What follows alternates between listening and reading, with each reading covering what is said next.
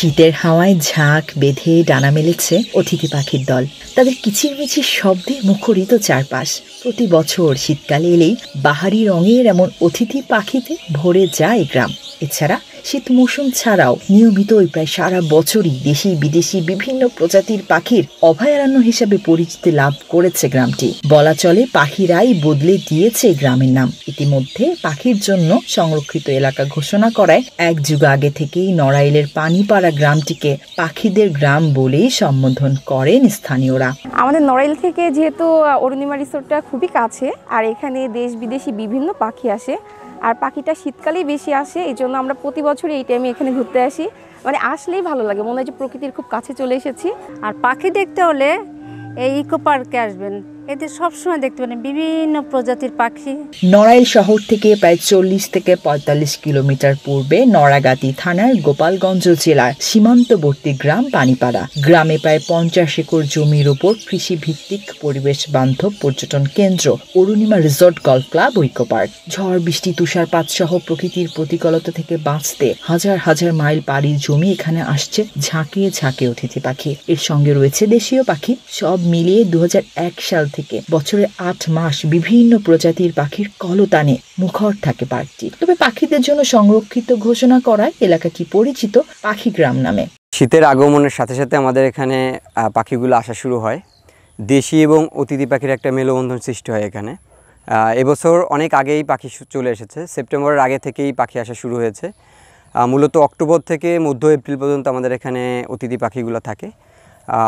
এখনই অলরেডি লাখো পাখির আগমন ঘটেছে, বিভিন্ন জাতের পাখি এসেছে। তবে শীত যত বাড়তে থাকবে তত পাখির আগমন বাড়বে। যারা পাখি প্রেমী এবং যারা প্রকৃতি প্রেমী আছেন তাদেরকে আমন্ত্রণ জানাবো যে আমাদের রিসোর্টে ভ্রমণ করতে আসুন এবং রিফ্রেশ হয়ে যান। আর আমাদের এখানে সবচেয়ে বড় বিষয় হচ্ছে পাখির খুব কাছে চলে যাওয়া যায় এবং বাংলাদেশের সবচেয়ে বেশি পাখি আমাদের এখানে।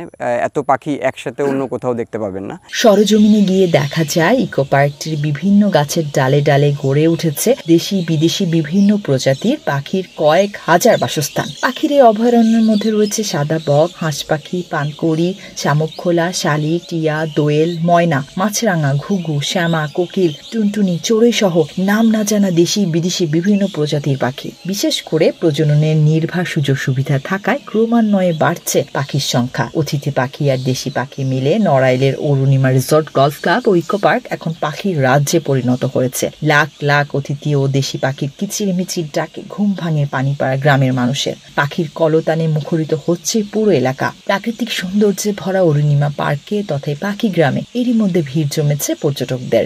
এখানে আসলে মন ভালো হয়ে যায়, আর যতবারই আসি না কেন মন চায় যে এখানেই থেকে যায়। বারবার আসতে ইচ্ছে করে, মাঝে মাঝেই আসি, এসে পাখি দেখি, ভালো লাগে। বছরে প্রায় 7 থেকে 8 মাসই পাখি অবস্থান করেন।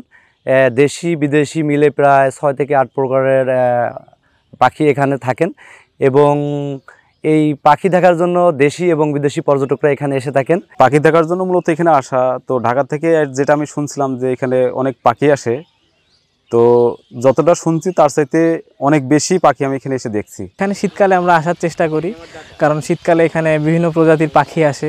আমি মাঝে মাঝে ইকো পার্কে আসি, শুধু আমি আসি শুধু এই পাখি দেখতে। বেশিরভাগ মানে অনেক সুন্দর লাগে আমার, আমি খুব পাখি প্রেমী।